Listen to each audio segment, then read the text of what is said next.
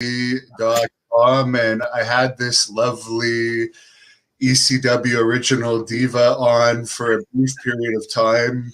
I believe it was last year, and now she's back, the queen of extreme herself, Fracine, legendary ECW manager who's very busy still, as busy as ever. Maybe you could tell us what you've been up to today so far. Oh, today? Well, I took care of the kids and my mom this morning, took a shower, got ready, did my podcast, did 3 Patreon episodes. Now I'm with you. And then I'm going to do some cameos. I'm going to do my Twitch stream. And then maybe get to sleep for a couple hours. And then maybe do some all over again tomorrow. I don't know. We'll see. That's the beauty of working from home. You could juggle your schedule around. But today was packed. So. Yeah, luckily I get to work from home too. So it's similar. If people want to check out the interview that I did with you on your Patreon, how could they do that? Well, the interview that we did is on your YouTube. Yes, but you also interviewed me. Oh, for your, oh yeah. Well, yeah. They would have to join the Patreon. So it is patreon.com/Fracine podcast. And they could see your interview and hundreds more that we've done. So yeah, it's a fun little channel. Now, I understand you were always a wrestling fan growing up. No. Wrong. Wikipedia is wrong. Wrong. I don't know who wrote my wiki page, but yeah, definitely wrong. Never a wrestling fan growing up. I had a lot of nieces and nephews, and I know that like my nephews would sometimes have wrestling on. So in passing, I would see, you know, maybe Hulk Hogan or Randy Savage, but I never got into it until I was about 19 years old. So wasn't a fan at all growing up. Now, when you were 19, is that when you became involved with ECW, or did someone take you to an event? How did that connection take place? So I started watching WWF, and I was also a global wrestling fan. Those were the 2 feds that I had interest in at the time. I actually went to some shows. I lived in Philadelphia at the time, so I was going to some shows. I think WWF came to us maybe, I don't know, was it every 6 weeks or something like that? So I would go and I would watch them for house shows. And then I entered a contest that WWF was holding through a channel called Video Jukebox Network. And it was this network where you can pay like $1 or something, $1.99, and you can request a video that you wanted to see at that moment. And they were holding this, it was a WrestleMania CD party. So they had just released the CD for WrestleMania, the album. And you had to send in a postcard. And this is before I even got into wrestling. I didn't know anybody. And I entered this contest as a fan, and I ended up winning the grand prize. So the grand prize consisted of $500 in cash, a trip to New York City, which they flew me from Philadelphia to New York, which was silly. You got to go to Monday Night Raw and sit in the front row. And you also got to attend the album party at Madison Square Garden. And that's when I first met these wrestlers. And I remember Hacksaw Jim Duggan was there. Tatanka was there. Lex Luger was there. And this picture keeps popping up all over Twitter of Lex and I standing there taking a picture. And everybody thinks that I was part of the Lex Express tour. And I wasn't. It had nothing to do with the Lex Express gimmick. It was just for this album release. Vince McMahon was there. I had to do a commercial for the Jukebox Network with Vince McMahon. There was like a bunch of the boys there. That was my first little taste of being like around wrestlers and the business and stuff. And I remember going to Raw that night, and they drove. I had a driver pick me and my friends up. And back then is when it was like general admission at the Manhattan Center. So people were standing in line since like 6 a.m. to get front row. And here I come right before bell time, and I walk out and they escort me in, and I got booed. The whole line booed me because I got escorted in and plopped right into the front row. So that was my first taste like of being that close to wrestlers and stuff like that. But it was shortly after that I saw ECW on television, and it was like a Tuesday afternoon. They were on at 6 o'clock. I was eating dinner, and I watched them for a month or so, and I was just like, man, I think I can do this. And I don't know why I thought that, because again, I didn't know anyone in the business really. I just had met the guys at the party, but didn't keep in touch with anybody, like, just a fan. But I hated my job. I was working at an insurance company, and I said, I'm going to try it, because if I don't try, I'll never know. And I just called this number, and they told me to go meet with Todd Gordon. And that's what happened. Now, just to go back to WWE in the early 90s, what kind of crowds were they getting in Philadelphia? I remember I always got floor seats. It wasn't a problem to get floor seats. So I was always like in the first 10 rows, to watch these house shows. I don't remember the buildings being completely full, obviously, because I think it was the Spectrum back then, which was a decent sized arena, but I never remember house shows selling out back then. Now, you're meeting with Todd Gordon. People have negative and positive to say about him. I met him. He seemed really nice, but I never worked for him. How did that go when you actually met him in person? Yeah, it's a funny story, because, I think I'm about 20 years old now, and I was told where to go to meet Todd, and it's a pawn shop. And, I didn't know anything about Todd or ECW. I just knew what I saw on television. So my dad's like, well, I'll drive you down there. And I said, okay. And he waited in the car in the parking lot, because it's on Jewelers Row. And I just remember walking up, and there's these bars all over the window, and I had to get buzzed in, and there were ladies standing there behind these counters trying to, I guess, sell the jewelry or whatever. And they just told me, go walk down the corridor, and there's Todd. And I was scared to death, because I'm just like, where am I? I didn't know anything about anything.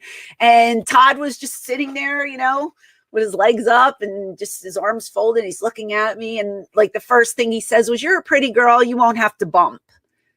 And I didn't know what a bump was, so I was just like, oh, that's great, but later on I found out I would bump a lot. And I was okay with that. So how much training did you have before you started making appearances with the company? So my mind frame was I was going to be this, professional wrestler. I was going to be a women's wrestler, and they had me go in there, and I was the only girl at the school at the time. Stevie Richards was there with me, and there were these other guys that were there, and they wanted me to do a tryout match in front of Todd Gordon. And I did the match, and after the match was over with, I went and I just threw my guts up. I didn't have a lot of training at that point. I was just taught the basics. And I went and I got really sick in the bathroom, which a lot of the guys and girls do. And then I came back out, and I don't remember if Todd said anything to me. He probably said, that was good or whatever, But when I got home, I was told that I needed to, I was going to work at Montgomeryville, Pennsylvania. And that's when I met Paulie, because that's when Eddie Gilbert was, heading out and Paul was coming in. So I guess Todd said that he saw something in me, because then Paul wanted to meet me. And I remember meeting Paul for the first time, and him telling me, you're just going to pretend to win a beauty contest, and you're going to be like the timekeeper. You're going to sit there until 911 grabs you. And when he grabs you, you're going to take a choke slam. Well, we didn't take choke slams in wrestling school at that point. I really wasn't sure what it was. And I just said to Paul, I'm not sure what that is. And I remember Paul saying, what, you don't want to do it? And I was like, no, I'll do it. What's my cue? And he's like, don't worry. Somebody's just going to come and grab you and give you the move. And I was like, okay. So I ran to Macy's and I bought this ugly ass dress. It's all I could find at that point. And I pretended I was a beauty queen, and I'm walking. I remember there was a wooden staircase. I came down the stairs and I did this because I thought I was supposed to be this like beauty queen. And I sat at the table and I rang the bell and waited for the cue. And I just remember Al coming over to me and just grabbing me by the hair. And he gave me the choke slam. And it was that white noise where you heard like a gasp and then you heard nothing. And they put me like on a stretcher and they took me out the door. I didn't even go to the locker room. Out the door, they had me go in a car and then someone drove me right home. And I didn't see anybody. I didn't talk to anybody. I waited for a phone call. And then I got the phone call and they were like, come back. And I said, okay. And that's how it all started. So now also on your Wikipedia, this could be wrong, so we'll set the record straight. Could be wrong. Is it true around this time WWE contacted you about being Sister Love, Brother Love's assistant? I don't think it was this early on. I was with the Pitbulls when I was getting phone calls from a man named Ed Cohen. And he would call pretty consistently. If I wasn't home, he'd talk to my mom. And like I would come home and my mom would say, oh, this really nice man named Ed called. And he said you would make a lot more money in WWF than with Paul Heyman. And, my mom didn't get the business and I was still green as grass and I was scared to leave.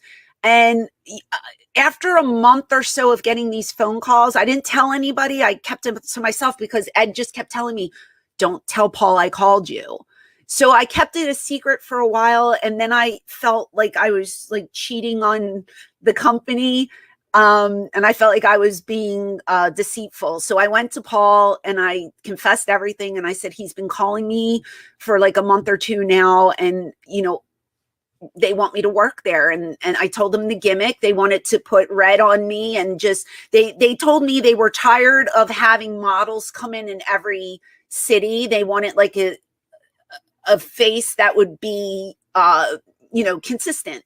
And they thought that I would be a good fit for that. And Ed even said, you won't have to bump. And I was just like, and at that point I was bumping and trying to make a name for myself. I said, well, if I go there, it'll be more money, but I won't get to work. And I really fell in love with the business and I wanted to work, really hard. So I just said to Paul, what do I do? And he just looked at me with this panicked look and he says, I can't compete with them. And I said, I know you can't compete with them. I said, can I just get a raise? Because I wasn't being paid huge money in the beginning. I said, can I just get like a little raise? And he said, yeah. And he threw a number at me and I said, I'm staying. And I remember him just hugging me so tight. And that was it. That's the story. Never went.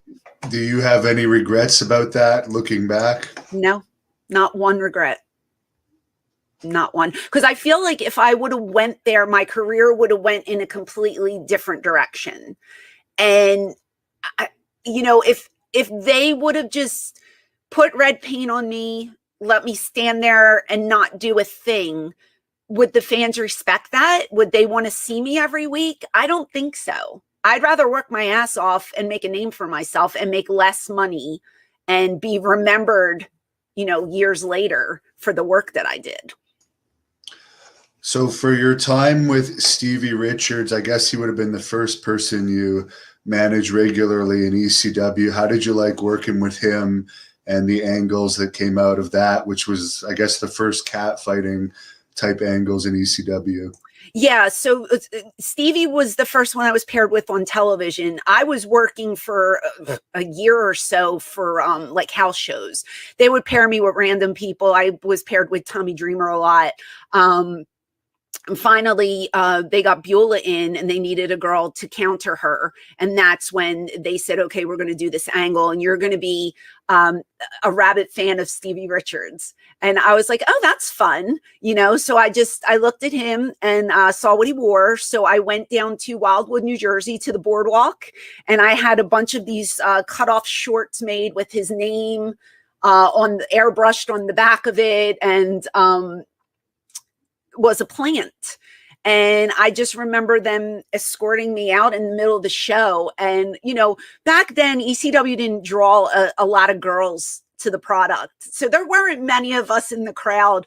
So when I would come out dressed like I was, the guys would either be like trying to like touch my arm or touch my hair, or they would ask me questions. Are you married? Do you have a boyfriend? It was a little scary at first because I was just like, okay, I need some help here. No one ever crossed the line while I was sitting in the audience. But when Beulah and we did one spot where we actually fought over the guardrail and we were catfighting on the floor of the arena in between chairs. And as we're going, we are getting groped, we are getting kicked. It was terrible. And I remember telling her, we have to get out of here. It was so unsafe. And that's the first and last time we ever did that spot, because it was too much. They beat the crap out of us. It was very scary. What would your reaction be? I'm sorry, I didn't answer you. Stevie was great to work with. He was great to work with. So no complaints about him. Speaking of Stevie, I've never actually met him, but he does have like a reputation of a lot of people not liking him. Where does that come from? Because I really don't know where that comes from, even though I don't use it. Yeah, I don't know either. I mean, I met him so early on. I think I might have even met him the day I met Todd, and that was in 1993. So I knew Stevie for a really long time, and I never remember having a problem with him. He was good to work with. He was easy to work with. I don't know where all the hate comes from. So I couldn't answer that question. Yeah, because he's one of the instructors at DDP Yoga, and it seems like he wouldn't necessarily be the type that would be hated so much, but I don't know. Yeah, I don't know either. So as far as you mentioned people groping you, just for female managers out there, because I know it still happens where guys will just grab them. What's your advice when something like that happens? Because it's so hard to do something about it a lot of the time. For me, I used to fight back, which I remember one time it was, I think we were up in Boston, and Shane and I, we had a tremendous amount of heat back then on us, which was great because that, we were heels. So that's what you want. But I remember going to the ring, and it was a narrow entrance. And I remember us walking, and a guy, I don't know if he meant to punch me, but he did. He might have been aiming for Shane, but he got me and he clipped me right in the back of the head. And I remember turning around, and it was this really tall, redheaded, he had like a long mullet, and I grabbed him by his hair, and I pushed him into the guardrail, and I held him there until security came, and he didn't fight me back, and they kicked him out of the arena. Atlas security with us was great, but there were times when a hand would come through a hole, if there was an opening or a hole or something, and they would grab me. And I would just try to see who it was and get them removed from the building. Because really, is that really worth you missing the rest of the show? Just getting like a cheap feel with a girl that is never going to come home with you. Is it worth it? I don't think so. And it's disrespectful too. I always said, call me any name that you want, because that's heat. Like I don't mind. I've been called every name in the book out there, and it's fine. I'm okay with that. But don't cross the line and touch us. Not even just me, just anybody. Don't put your hands on the wrestlers. We're out there putting our bodies on the line for you. I think it's really disrespectful. It's a work. Come on. And if you don't, it is. We know that. But don't be disrespectful and try to hurt us or be rude. I never got that. I guess we played our parts really well because we have been attacked many times. Too many to mention. What was the worst attack that you were involved with? I know there's that big story. Lots of people are wanting to know about it, about this XPW thing. Would that have been the worst? Well, so I was not attacked. We had to cover it up somehow. The backstory on that is before the show started, the XPW guys bought tickets to see the event. Now, we were in California. It was our first time out there. We were doing this big pay-per-view. And we were told beforehand, look, there's like 5 or 6 of them. They said they just wanted to watch the show. Now, you know, Paul had a notion something might happen. So Atlas were on their toes. Like, we didn't know what they were going to do, but they were ringside. They were in front row ringside, and they paid the money for the tickets. It wasn't like they got in for free or anything. I think they might have been told not to have their shirts on, so they weren't allowed to wear the XPW shirts. We all knew they were looking for publicity. So what happened, they waited till the main event, and they made the one girl stand on a chair as soon as we came out, and she took her shirt off, and she had a bra on, but you know, she had these big boobs, and there was like this pop.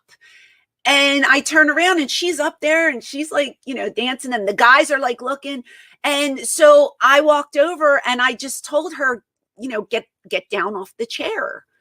And she just looked at me like a deer in the headlights, and she looked scared. Like, she looked like they put her up to it. So I kind of felt bad for her in a way. But I said, get off of the chair.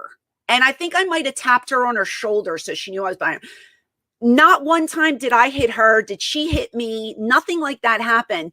As her and I were talking to each other, the boys took their shirts off, and they had their XPW shirts on, and they start doing their X or whatever they were doing. And the way they did that, Atlas ran over, and the one guy, I think his name was Supreme, bumped into the girl, and she fell off the chair. So everybody thought that I hit her, but I never touched her, and we never touched each other, really. I just tapped her on the shoulder to get off of the chair. So Joey, not wanting to put that company over, said a fan grabbed Fracine, and then the locker room ran out, and then it was just chaos. So that is what happened. I did not see the fight that was outside because we were trying to do our match, but everybody else except for us was partaking in the fight in the back of the arena. Yeah, you don't have many incidents like that these days. Wrestling has calmed down a lot. I guess so. But I mean, I guess they were trying to say that we were in their backyard and all this. And it's just like, come on, man. It's disrespectful to the business. Like, we would never go to one of their shows and be like, oh, ECW. It's just, it was stupid. It was just. Well, the bigger company's never going to go to the smaller company anyways. Right. Yeah. So you mentioned before about managing the Pit Bulls. Could you elaborate on how you ended up switching from Stevie to the Pit Bulls and what that experience was like? So it was actually the opposite way around. I switched from, I left Stevie Richards and went over to the Pit Bulls. And while I loved, especially Gary, I was not a fan of the attire. It was like pleather outfits and looked like a dominatrix. It just wasn't my scene. But, you know, you do what you're told. So I did that. And I just remember talking to Paul, and I remember Paul telling me, this isn't the big picture. And, you know, just keep that in the back of your head. So I guess at that point he had bigger plans for me. But I was not aware of what was to come. And of course, after that, you had your most memorable run with Shane Douglas when he was also at his all-time peak. Could you explain how that came about? Yeah, so Shane knows the story much better than I do. I think I was doing promos, and I would always get really, really nervous in the beginning. Now I'm much more relaxed 20 something years later. But when I first started, I you know, as a lot of green workers do, you know, you have trouble with your promos, and you can tell I was nervous. And Shane, I think, had just come back from, you know, being Dean Douglas in WWF. And he just pulled me aside, and I didn't really know him at all, you know, and he was just telling me, you know, just relax. And he was giving me little tips on how to make the promos better. And Paul was watching us talk and we were standing in the corner or something talking, and Paul was watching the interaction. And that's when the light bulb went on in Paul's head and said, oh, they look good together. Maybe we should pair them. And I'm told that's how Shane and I became a couple on air, not off air, on air. Yeah, he explained that you guys, I guess, would kind of kayfabe that you may have been like having an affair and stay in the same room even though you weren't. Is that true that you guys would actually share rooms? There were 3 of us who shared a room. It was myself, it was Shane Douglas, and it was Damian Farron. Damian Farron ran our merchandise table. It was always the 3 of us. Damian would always drive, and it would be Shane and then me. So we were never like alone. And, I wasn't aware of the conversations that Paul and Shane would have. For me, I hated it because, I knew Shane was married, and it just made me look like a tramp. Like I'm hanging out with this guy for years, and the whole locker room thinks we're together. No one ever said anything to me except for one time Beulah mentioned it. And I said, we're not. And she said, well, everybody thinks you are. And I said, well, everybody's wrong, And then I remember one night after a show, we stopped at either like a 7-Eleven or a Wawa or something to get snacks. And it was Damian and myself and Shane. And Shane had gone in to pick up the snacks, and we waited in the car. And he comes back in the car, and he throws a Magnum condom at me. And I was like, what's that for? And he goes, Paul was behind me in line. And I just shook my head because I was like, he's feeding it. He's feeding everyone. You know what I mean? But Paul said, if the boys believe it, the fans will believe it 100 times more. So, to this day, I'm still arguing with people, telling them we were never a thing. Like, it was only in the ring. It was never outside of the ring. He was a friend. He was a mentor. We're still friends to this day. We talk, we text every day. We try to talk once or twice, a month on the phone. If not, we're texting. We're still very close friends. And we both admitted if he wasn't married, maybe something might have happened, because there was definitely an attraction there, but I never crossed the line. He never crossed the line. I understand at one point when he was having matches with Bigelow, you broke your pelvic bone or something like that. Good transition. Yes. Can you tell us that story? Sure. We were at the arena, the ECW arena in Philly, and Bam Bam was out there, and I was supposed to do a run in. We couldn't think of a spot in the back, and Bam Bam said, oh, just run out there and try to attack me, and I'll come up with something. And I said, okay. And, I trusted everybody I worked with. So I didn't think much of it. I just said, oh, maybe he'll bump me or something. I don't know. I had no clue what was going to happen. And so when I ran out there, he ends up picking me up and pressing me over his head. And like a month before, I think I had breast augmentation. So I'm up there and I'm saying to myself, my God, if I land on my chest, like I'm going to rupture an implant or something. He just threw me to the side. He just kind of, oop. And I remember it was seconds, but I felt like I was floating through the air for like a minute. And I'm saying to myself, I'm trying to turn my body to take a flat bump, but I couldn't turn in time. And I landed on my left hip, and they never aired it because it was so disgusting. Like, we watched it at the studio. You saw it pop out and then go back in. And Paul showed us about 10 times, and he's like, I can't air this. He goes, this is brutal. But when I came back that night and went to the locker room, Paul said, you have to go to the hospital. And I said, I'm not going to the hospital. And he said, okay. He said, if you can climb the steps, because I don't know if you guys saw the infamous speech from Barely Legal, but in the back, there was a wooden staircase to lead to the bathrooms. He said, if you can walk up that staircase, he said, you don't have to go to the hospital. Well, when I stood up, I could not put any weight on my left leg. And there was an ambulance, and he said, get in the ambulance. So I said, okay. So they took me to the hospital, and it was fractured in 2 places. So they told me you have to be on crutches for 7 weeks, and they gave me a thing of Dilaudid, and they sent me on my way. Now, in those days, would Paul Heyman cover in-ring injuries like that? He did for me. Yeah, I never paid a dime for any, hospital stuff. That's good. You guys worked closely with Chris Candido as well. How was he, and what did you think of his kind of unique relationship he had with Tammy at that time? So it's weird because, Chris came over first, and I loved Chris from the minute I met him.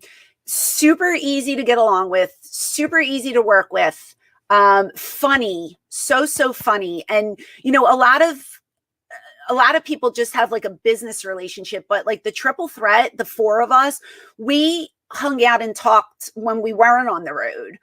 So I considered them all my brothers, and I connected with Chris right away, and I loved working with him. When things started to go downhill for Tammy with WWF, and, people were saying that she was coming over and working with us, people were actually telling me, you have to watch. You have to be careful. She'll stab you in the back. She'll this, she'll that. And I'm the type of person where I'm going to give you a chance, but I'm going to be on my toes. And the first night I met her, I was walking one way and she was coming up this way. And she literally leaned over and grabbed my arm, and she was like, oh my gosh, I couldn't wait to meet you. And I'm like, same. And she's like, we have to talk later. And I said, okay. And that's what happened. I found her, and we sat down and we got to talking. And the more I got to know her, the more I liked her, and I heard the rumors, but I never saw any of the stuff that was, being talked about with her and Chris. Like, that wasn't my business. I never brought it up. I never asked anyone. We took vacations together. I just didn't see it, and I've heard all the stories, and I know what people say about them. But I always felt like it was their private business, and it wasn't my place to say anything. So I never brought it up.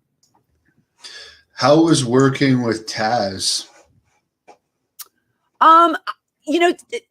I never had to really, I would have if I needed to, but I never had to interact with Taz. He never had to bump me or anything like that. But Taz has always been super nice to me. I never had a problem with him. I don't know if it's because I'm female. I wasn't a threat to any of the guys, really.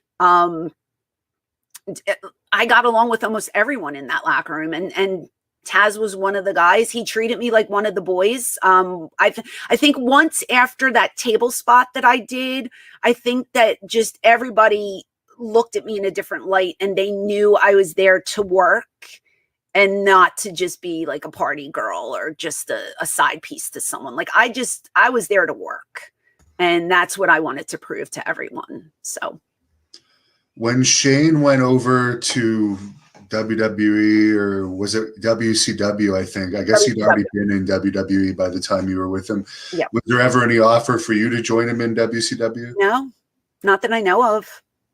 And to be quite frank with you, I don't know if I would have went. I probably wouldn't have went. No, now that I think hard about it. The only way that I would have went is if I had a crystal ball that told me you're going to go bankrupt.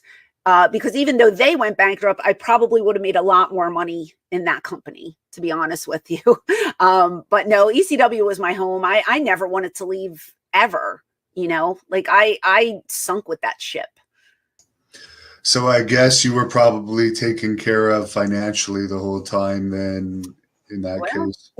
Well, there was a point where the checks were bouncing and we didn't get paid. I was owed, when we went bankrupt, I was owed, I think, $50,000 that I never got paid. But I can say that the 10 checks in a row that did bounce, I just went to Paul and I was just like, I don't know how I'm going to continue because I need to get paid. And he said, well, what do I owe you? And I gave him the number, and you know, I also had $35 bounce check fees every time a check would bounce. So Paul gave me the money and he gave me the check fees. So he did make up for that, but in other ways I was owed a lot of money that I never got. But you know, that reminds me of when I wrestled in Puerto Rico, the bounce check fees that you get from. Oh, they're terrible. Terrible. We would run to the bank in New York. We would drive to New York to the bank that issued the check to try and get money, you know, from an account that was dry. And, you know, how pissed are you? You're driving 2, 3 states out of your way to go to this bank to hear, nope, there's no money in that account. Would you ever have imagined back in those days that Paul Heyman would have gone on to have such a long WWE career in the end and have so much power in WWE? I mean, I can see it for sure. He is one of the greatest wrestling minds that I've ever met, and one of the most talented performers. And I'm not just saying that to blow smoke up his ass. I mean, he can out-talk anyone. And believe it or not, I have no hate towards the man. If it wasn't for Paul, I would not be sitting here today. So I can honestly tell you that I've never woke up and said to myself, God, I hate Paul Heyman. I don't. I never will. I appreciate the opportunities that he gave me, and I'm thankful for the career that I had with ECW. There's many fans on here that have been asking if you were around for that mass transit night. Yes, I was. I didn't watch the match as it was going on. I was in the locker room for it. I do remember the kid saying that he was trained and he was of age. That I know for a fact that he said, but you know, I just remember the aftermath, and it was brutal. And yeah, it was horrible. I wasn't a fan of it at all. Many people on here, of course, are asking about your memories and thoughts on New Jack's passing, who just passed away a couple weeks ago. Yeah, a couple weeks ago today, actually.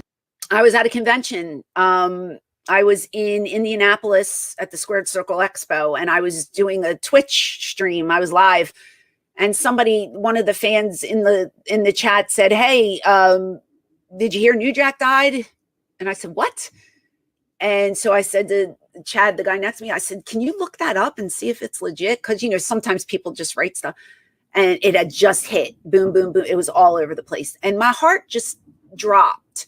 I thought he was doing well. Corona, I hadn't really seen anyone. I saw him, I think, right before Corona hit. And he looked great. He looked like he was doing well. And we were supposed to work on a project that's coming up together. So I was taken aback. I mean, I started getting all these mass texts with "I love you" and blah, blah, blah. The phone started ringing. I started calling people. And it's just terrible, because there are so many people in that locker room that have passed that, you know, you develop relationships with, but they become your family. And New Jack was part of my family. So it's horrible when anything like this happens. But I was just watching Legends of the Extreme, I think it's called, on High Spots. And it was Shane, and then Mike Johnson, and then me, and then New Jack. And I was laughing my ass off watching this. New Jack was one of the, if you didn't know him, you would never know. He was one of the funniest guys in the world. And he had me cracking up through this whole thing.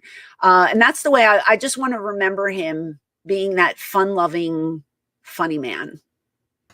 So, are you surprised that it was heart-related, considering his admitted drug use over the decades?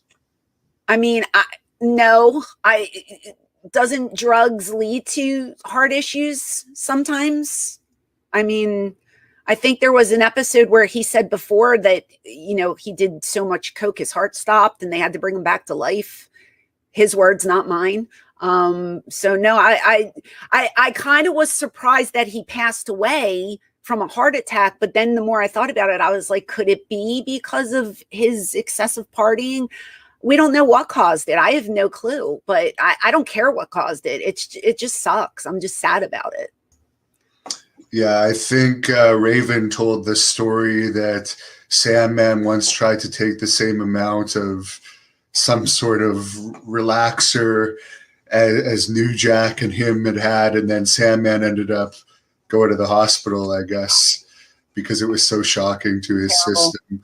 But speaking of Raven, what was it like working with him, one of the all-time greats in wrestling? He's another one that has a good mind for the business. Yeah, Scotty was fun to work with as well. He's an incredible thinker. You know, he's very good with psychology. So Scotty taught me a lot about the business. And like I said, all the guys were really, really good to work with in our company.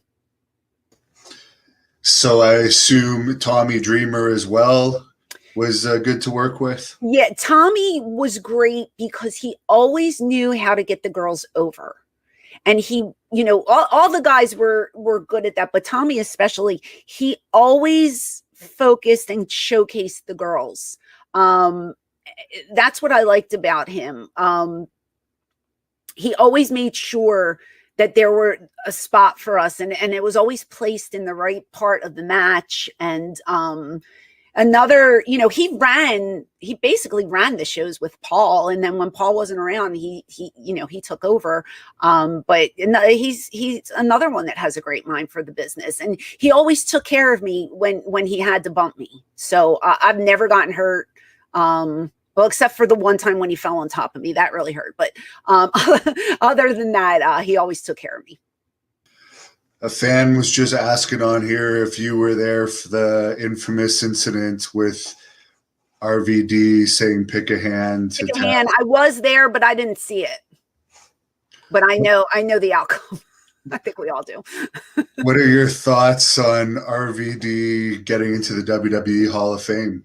I think it's great. You know, a lot of people think that the Hall of Fame is just, I don't know, like a work, so to speak. But, you know, it's still an honor to be picked, and I'm happy for him, you know, and he got a nice payday out of it. And now all his indie prices can go up. So it's a win-win. Well, I believe he's one of the highest paid indie wrestlers. I think he asked for something like 15 grand or something. I don't know what he asked for, but God bless him if he can get it. That's all I have to say. Yeah, if he saved his money well, I don't hold that against him for asking so much. He's definitely worth it for sure. Now, when ECW went out of business, you ended up going to TNA for a while. How was that experience? I really liked TNA. When I got the phone call to go over and work with them, they had told me it's a 4-night deal and it could be stretched out. We don't know when we're going to bring you in, blah, blah, blah. But we're going to start off with, you know, the shows are going to be like, I think it was $10. It's like a pay-per-view every week. And so I said, okay, you know, I just wanted to work and get back on TV. So I said, okay, whatever you want. And I remember they scheduled me for like a bunch of radio interviews. And the first radio interview I did, I remember the host telling me, so you're doing a lingerie battle royal. And I wasn't told that. And I was like, oh, am I really? And they're like, yeah, it's a battle royal. You get to wear lingerie. And I was like, oh, yippee, that's great. So I had to go out and buy this lingerie to do. And I was on the first and second show that TNA ever had. And then I was brought back again 2 more times. And then Jerry Jarrett was basically just like, we don't know what to do with you. And I just shook my head because I'm just like, I hate when they tell you that, like, oh, we have nothing for you. We don't know what to do with you. There's plenty of ideas. There's plenty of things you can do. Just say, we don't need you anymore. Like, I would rather that than, oh, we don't know. Because, you know, I have 50 ideas written in a book that we can go off of. You know what I mean? It's just kind of like, but I felt bad. I really wanted to work there for, you know, an extensive amount of time, but it just didn't go that way. So Who was the booker at that time? Was it Jerry and Jeff Jarrett working together still? Yeah, Jeff was there and Jerry was there. And I mean, they had me doing, like, I did the lingerie thing. And then it was for Miss TNA. You got a contract. So Kathy Dingham, who's a friend of mine, she ends up winning. And then they're telling us, well, you're going to go into a little feud with Kathy. And I said, that's great. And then we go and we have a strap match. And, the week before, she didn't hit me hard enough, or she didn't sell the strap, because I worked it to where I really wasn't hurting her, but she didn't sell it correctly. So we got in trouble for that. And then we did our own strap match, the two of us. And they said, you have to beat the shit out of each other, literally. So her and I went out there and we were literally hitting each other with the strap, that we had welts on our back from it. And we thought we were going to get this big program together, and they just dropped it. And I was just like, okay. And I think I sat home for a couple weeks, and then I got a call to come back in. And I worked with Blue Meanie and Jasmine St. Clair, to where I took a DDT from Meanie, and they took me out on a stretcher, and they had me wear like a neck brace. And that was my 4th appearance. So now in my head, I'm thinking, oh, they're going to have me come back in. So I did all my indie appearances in this neck brace, because I'm like, oh, I have to keep the gimmick going. Here, they never even brought me back in. So I could have took that brace and threw it in the trash, because I didn't, but I'm trying to keep it going, because I thought, well, maybe something will happen, and it didn't. But I really enjoyed my time there. I enjoyed all the women that worked there. I met a lot of the guys that I didn't know from before. There was a young AJ Styles there, super nice. Everybody was really nice. It was a fun locker room. So a couple years later, you ended up signing with WWE. I think you did the ECW One Night Stand appearance first. Yes. Was that kind of a welcome invitation to get that opportunity? I'm not really sure. I know, that weekend was a big one. Shane Douglas was running his, I think it was, what was it called? Hardcore Homecoming or something at the arena. I was booked for that on a Friday. I get the call to come in on a Sunday as a surprise. So they tell me, you're going to be working, you're going to do a run in. He tells me everything. It's Dreamer on the phone and tells me everything. And I'm like, okay, that's cool. So I got a double payday that weekend. Great. And I go in and I do the deal, and it's literally, I'm out there for 2 minutes. It's like nothing mind blowing, but it was a simple payday. It was fine. And go home. Don't think anything about it. Didn't really talk to anybody for like a year. And from WWE, I get a call then from Dreamer saying, well, they're bringing ECW back. And right then and there, I'm just like, what? Like, I don't get it, and I'm told you're going to do the same exact thing that you did for Paul and for the original ECW. And we're going to pair you with a guy, and you're going to be a manager, and it's going to be great, and blah, blah, blah, blah, blah. And I don't know. It was just something in my stomach was saying, it's not going to happen this way. And I was so skeptical at first. And I just said, can I sign for a year? And Tommy's like, no, you have to sign for 3 years, because they want to know that you're loyal. And I was just like, I'm not going to last for 3 years. I know I'm not. It's just, I'm 34 years old now. There's no way. But it's my last run. It's my last big run. And let me try, maybe I'm wrong. Let me go in and see what happens. I wasn't wrong. I was right. 100%. So I call it the fake EC dub. What was your dealings with Vince McMahon like? I didn't really deal with Vince that much in the beginning.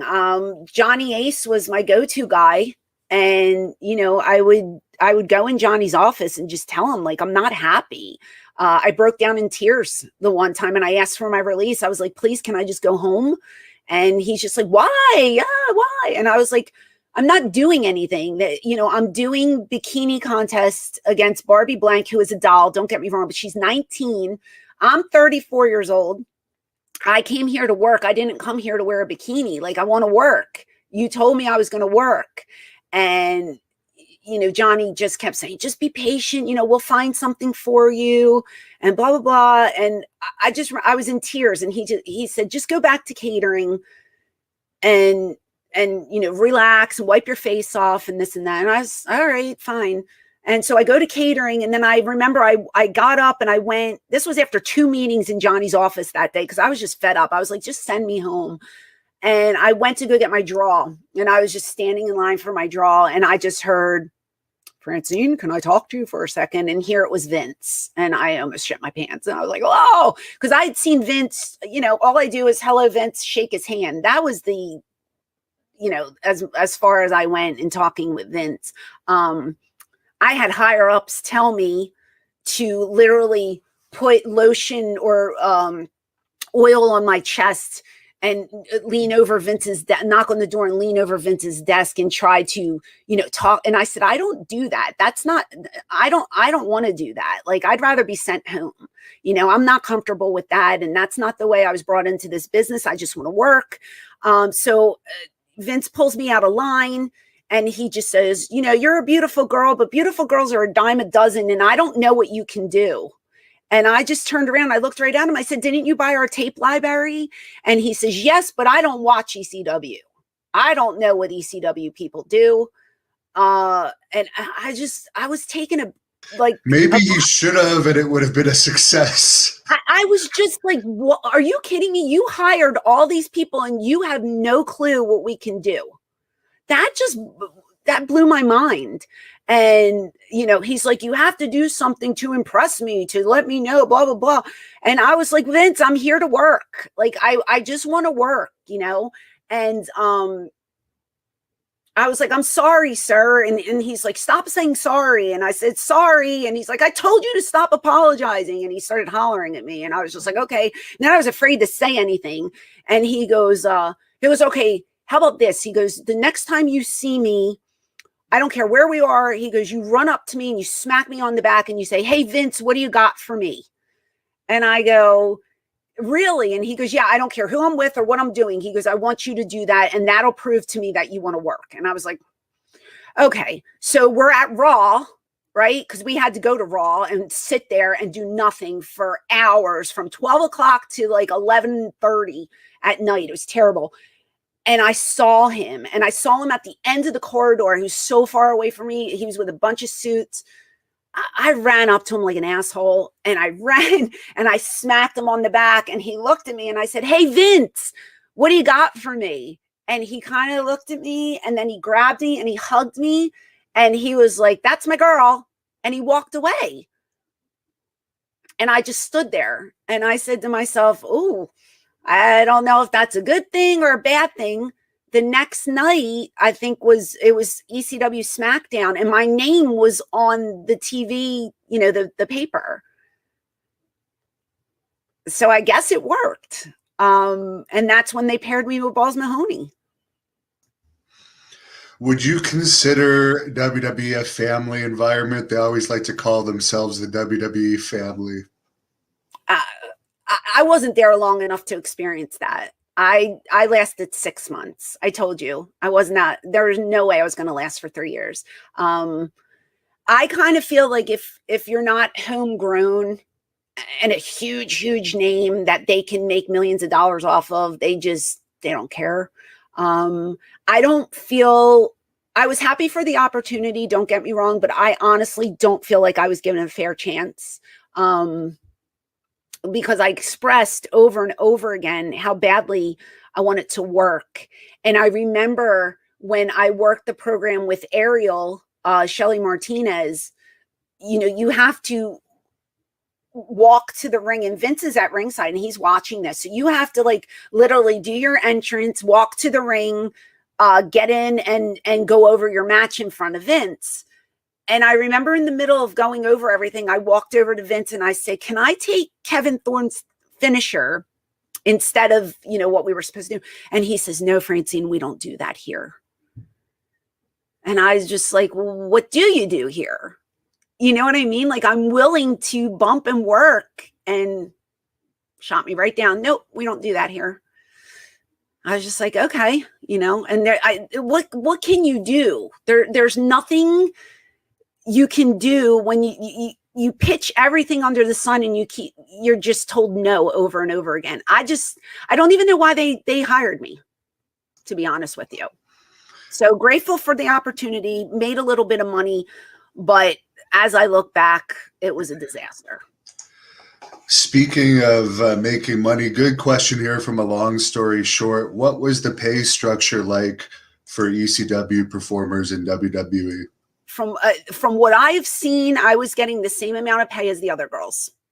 And I don't want to give a number because I know some of the boys were getting less than some of the girls. So I don't want to piss anybody off. But I was under the same pay structure as the rest of the girls. The only thing with me is I had no merchandise.